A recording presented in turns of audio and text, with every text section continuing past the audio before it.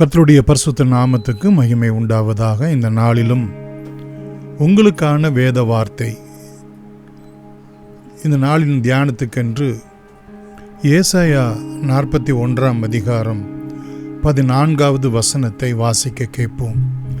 யாக்கோபு என்னும் பூச்சியே, இஸ்ரவேலின் சிறு கூட்டமே, பயப்படாதே, நான் உனக்கு துணை நிற்கிறேன் என்று கர்த்தரும் இஸ்ரவேலின் பரிசுத்தருமாகிய உன் மீட்பர் உரைக்கிறார்.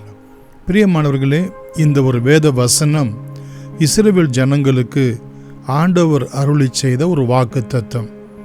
அவர்கள் சிறு புழுவை போல, ஒரு சிறிய கூட்டத்தை போல இருக்கிறார்கள் என்று சத்துருக்களை கண்டு அவர்கள் பயப்படுகிறவர்களாக இருக்கிறது போல நாமும் அநேக நேரங்களிலே மற்றவர்களுக்கு நாம் பயந்து இருக்கிறோம்.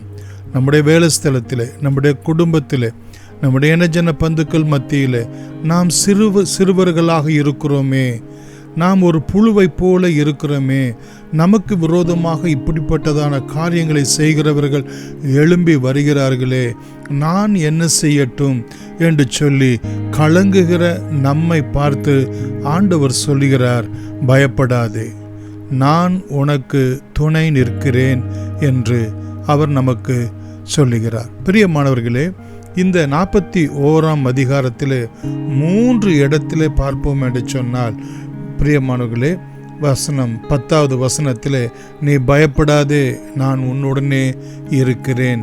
அடுத்து 13வது வசனத்திலே அப்படியே பயப்படாதே, நான் உனக்கு துணை நிற்கிறேன். 14வது வசனத்திலே பயப்படாதே, நான் உனக்கு துணை நிற்கிறேன் என்று மீண்டும் மீண்டுமாக கர்த்தர் இங்கே சொல்லுகிற அந்த வாக்குத்தத்தத்தை நீங்களும் நானும் உறுதியாய் படித்துக் கொள்வோம். பிரியமானவர்களே, ஏன் இப்படிப்பட்ட ஒரு வாக்குத்தத்தத்தை நமக்கு கொடுத்திருக்கிறார் என்று சொன்னால், உன்னை தொடுகிறவன் என் கண்ணின் மணியை தொடுகிறான். அப்படியானால் நீங்களும் நானும் எப்படிப்பட்டவர்களாக இருக்க வேண்டும்? யாக்கோபாக, இஸ்ரவேலாக நாம் தேவனுக்கென்று இந்த பூமியிலே அவருடைய ஜனமாய் சாட்சியாய் காணப்பட வேண்டும். பிரியமானவர்களே, யாக்கோபு தேவனுடைய ஆசீர்வாதங்களை எதிர்பார்க்கிறவனாயிருந்தான். உலக பிரகாரமான 1000 ஆசீர்வாதம் அவன் வாழ்க்கையில் இருந்தாலும், கர்த்தர் என்னை ஆசீர்வதிக்க வேண்டும், நீர் என்னை ஆசீர்வதித்தாலே ஒழிய நான் உம்மை விட மாட்டேன் என்று சொல்லி, பிரியமானவர்களே, ஆண்டவரிடத்திலிருந்து ஆசீர்வாதமாக இஸ்ரவேல், தேவனுடைய பிரபு என்று சொல்லி நாமத்தை அவன் பெற்றுக்கொண்டதை பார்க்கிறோம். இப்படி கர்த்தரை உறுதியாய் பிடித்து கொண்டவர்கள், ஆண்டவரிடத்தில் விசுவாசமாய் இருக்கிறவர்களுக்கு விரோதமாய் வரக்கூடிய எந்த சத்துருக்களையும் கர்த்தர் மேற்கொள்ளுகிறவராய் இருக்கிறார். எப்படியாம் 11வது வசனத்திலே பார்க்கிறோம், பிரியமானவர்களே, உன்மேல் எரிச்சலாய் இருக்கிறவர்கள் வெக்கி லட்சை அடைவார்கள் என்று நாம் பார்க்கிறோம். அதே வசனத்திலே பின்பகுதியிலே பார்ப்போம் என்று சொன்னால், உன்னோடு கூட வழக்காடுகிறவர்கள் நாசமாகி ஒன்றுமில்லாமல் போவார்கள் என்றும் 12வது வசனத்திலே பார்க்கிறோம், உன்னோடு கூட யுத்தம் பண்ணின மனுஷர் ஒன்றுமில்லாமல் இல் பொருள் ஆவார்கள். ஆதலால் தான் ஆண்டவர் புதிய ஏற்பாட்டிலே நமக்கு சொல்லுகிறார், உன் சத்துருக்களை சிநேகியுங்கள், உங்களை பகைக்கிறவர்களை ஆசீர்வதியுங்கள். பிரியமானவர்களே, கர்த்தர் நல்லவர், அவருடைய கிருபை என்றும் உள்ளது. நமக்கு விரோதமாய் எழும்புகிறவர்களை நாசமாக்கக்கூடியவராய் இல் பொருளாக அவர்கள் மாற்றக்கூடியவராக தேவன் நம்மோடு கூட இருக்கிறார் என்பதை நாம் மறந்துவிடக் கூடாது. அங்கே பார்ப்போம் என்று சொன்னால் 15வது வசனத்திலே பார்க்கிறோம், இதோ உன்னை போரடிக்கிறதற்கு புதிதும் கூர்மையுமான பற்கள் உள்ள எந்திரமாக்குகிறேன். ஆதலால் நீ மலைகளை மிதித்து நொறுக்கி குன்றுகளை பதருக்கு ஒப்பாக்கி விடுவாய்.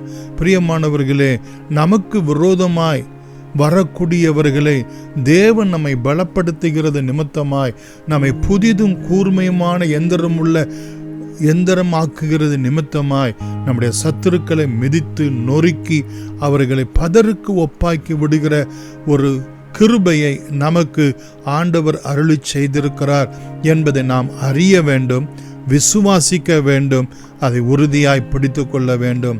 16வது வசனத்திலே நாம் பார்ப்போம் என்று சொன்னால், நீயோ கர்த்தருக்குள்ளே களி கூர்ந்து இஸ்ரவேலின் பரிசுத்தருக்குள்ளே மேன்மை பாராட்டி கொண்டிருப்பாய்.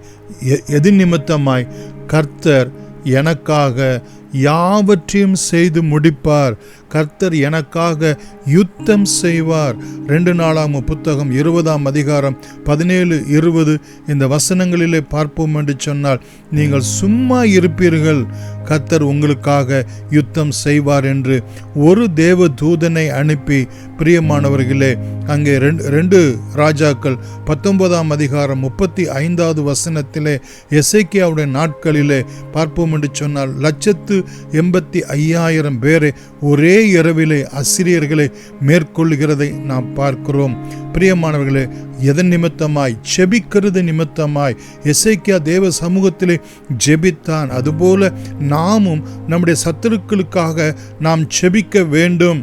பிரியமானவர்களே, அடுத்து நாம் 2 நாளாகமும் 20:17-20 பார்ப்போம் என்று சொன்னால், அவர்கள் அங்கே துதித்தார்கள். யோசபாத்து கர்த்தரை நல்லவர், அவர் கிருபை என்றும் உள்ளது என்று மாறி மாறி தேவனை துதிக்கும் போது, அவர்களுடைய சத்துருக்களே மோவாப், அம்மோன் 2 பேரும் வரும்போது ஒருவருக்கு ஒருவர் யுத்தம் செய்யும்படி கர்த்தர் அவர்களை மாற்றினதை நாம் பார்க்கிறோம். பிரியமானவர்களே, கர்த்தர் நமக்கோ 17வது வசனத்திலே ஏசாயா 41 நாம் பார்க்கிறோம், சிறுமையும் எளிமையுமானவர்கள் தண்ணீரை தேடு அதை கிடையாமல் தங்கள் நாவு தாகத்தால் வரலும் போது கர்த்தராகிய நான் அவர்களுக்கு செவி கொடுத்து இஸ்ரவேலின் தேவனாகிய நான் அவர்களை கைவிடாதிருப்பேன். ஆண்டவர் நம்மை கைவிடாதிருப்பார். பிரியமான, நாம் கர்த்தருக்குள்ளாக மேன்மை பாராட்டி கொண்டே இருப்போம் என்று சொல்லி ஆண்டவர் நமக்கு துணை நிற்கிறதை இங்கே உணர்த்துகிறதை பார்க்கிறோம். இப்படிப்பட்ட வாக்குத்தத்தங்களை நாம் விசுவாசிப்போம். நம்மிடத்தில் உள்ள பயத்தை, குழப்பத்தை, கலக்கத்தை நம்மிடத்திலிருந்து நீக்கி போடுவோம். கர்த்தர் எனக்காக யுத்தம் செய்வார், கர்த்தர் எனக்காக வழக்காடுவார், கர்த்தர் எனக்கு துணை நிற்கிறார் என்கிற விசுவாச வார்த்தையை அறிக்கையாக, ஜெபமாக, துதியாக நாம் தேவ சமூகத்திலே ஏறெடுக்கும் போது கர்த்தர் நம்மை மனதார ஆசீர்வதிப்பார். தொடர்ந்து நாம் செபிக்கலாம். அன்புள்ள இயேசு சாமி, இந்த நாளிலும் இந்த வார்த்தைகளை கேட்ட ஒவ்வொருவரையும் உம்முடைய கரங்களிலே ஒப்பு கொடுத்து நாங்கள் செபிக்கிறோம் சுவாமி.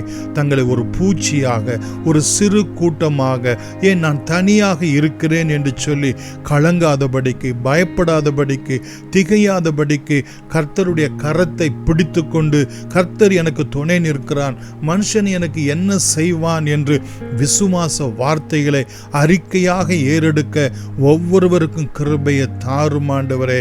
தகப்பனே, உம்மை கர்த்தர் நல்லவர், அவருடைய கிருபை என்றும் உள்ளது என்று மாறி மாறி துதிக்க, செபிக்க ஆண்டவரே உம்முடைய ஜனத்துக்கு நீர் கிருபை செய்யும்படியாய் நாங்கள் செபிக்கிறோம் சுவாமி. அவர்களை எந்திரமாக்குகிறீர் என்றும், அவர்களை மகிழ்ந்து கலிகூற பண்ணுகிறீர் என்றும், ஆண்டவரே அவர்களை மேன்மை பாராட்ட கிருபை பாராட்டுகிறீர் என்றும் நாங்கள் உம்முடைய சமூகத்திலே நன்றியோடு கூட துதிக்கிறோம் சுவாமி. இஸ்ரவேலின் தேவனாய நான் உங்களை கைவிடாது இருப்பேன் என்ற வார்த்தையின்படியே ஆண்டவரே உம்மை உறுதியாய் பற்றி கொண்ட ஒவ்வொருவரையும் தகப்பனை, எந்த சத்துருக்கள் வந்தாலும், எந்த சோதனைகள் வந்தாலும் அவர்களை கைவிடாதபடி அவர்கள் எல்லாவற்றையும் மேற்கொள்ளத்தக்கதாக கர்த்தர் அனுகிரகம் செய்தருளும்படி இயேசுவின் நாமத்தில் நன்றியோடு கூட வேண்டுகிறோம். எங்கள் ஜீவனும் இரக்கமும் உள்ள எங்கள் அன்பின் பிதாவே, ஆமேன். God bless you.